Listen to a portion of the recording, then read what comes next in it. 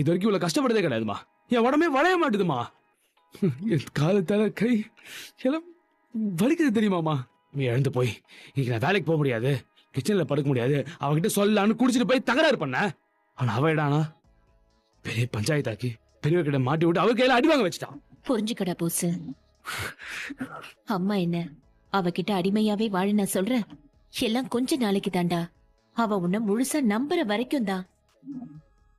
நீ நிஜமா திருந்திட்டேன்னு அவ நம்பிட்டான்னு வை. அவங்க அப்பா கிட்ட சொல்லி 200 பவுண்ட் நகையும் சீரும் பணமும் 50 லட்சம் ரூபாய் காரு எல்லாத்தையுமே நம்ம கிட்ட கொண்டு வந்து கொடுக்க சொல்லிடலாம். அதுக்கப்புறம் நம்ம இஷ்டத்துக்கு தாராளமா ஆட்டம் போட்டுக்கலாம்டா. நீயும் எம்எல்ஏக்கு ஒரே மருமகன் ஆயிடுவ. நாளை பின்ன அவர் மண்டைய போட்டுட்டாருனா அதுக்கப்புறம் ஒட்டுமொத்த சொத்து உனக்கு தானடா வந்து சேரும். அப்புறம் ராஜ வாழ்க்கை வாழ போறது நீ தானடா. அதுக்காக இப்ப கொஞ்சம் கஷ்டப்படுன்னு சொல்றேன். அத புரிஞ்சுக்க மாட்டேங்கிறீங்க நீ. ஆமா, அதுக்காக எவ்வளவு நாள் தான் இப்படியே கஷ்டப்படுறது? மா, தம்பி சின்ன வயசுல இருந்து இந்த வேலையை பார்த்திருந்தா பரவாயில்ல. அவன் தான் சொல்றானே உடம்பே வளைய மாட்டேங்குதுன்னு. நீ இப்படி சொல்றது அவனை கஷ்டப்படுத்துற மாதிரி இல்ல. இந்தா இத உன் செலவுக்கு வச்சுக்கோ. எப்படி அந்த செங்கல் சூளையில பணத்துக்கு ஆசைப்படுறவன் எவனாச்சும் இல்லாமல போயிருவான்.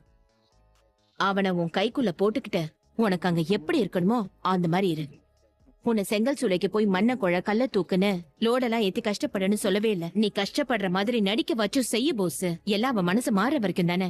அந்த சாவித்திரிக்கிட்டையும் தாமரைக்கிட்டையும் அமைச்சர் கொடுக்கற கார்ல நாங்க உலா வருவோம்னு சவால் விட்டுருக்கோண்டா. அவளுங்க கண்ணு முன்னாடி ஒரு நாள் அந்த கார்ல ஏறி நான் போகலனா கூட என் கட்ட வேகாது போஸ்.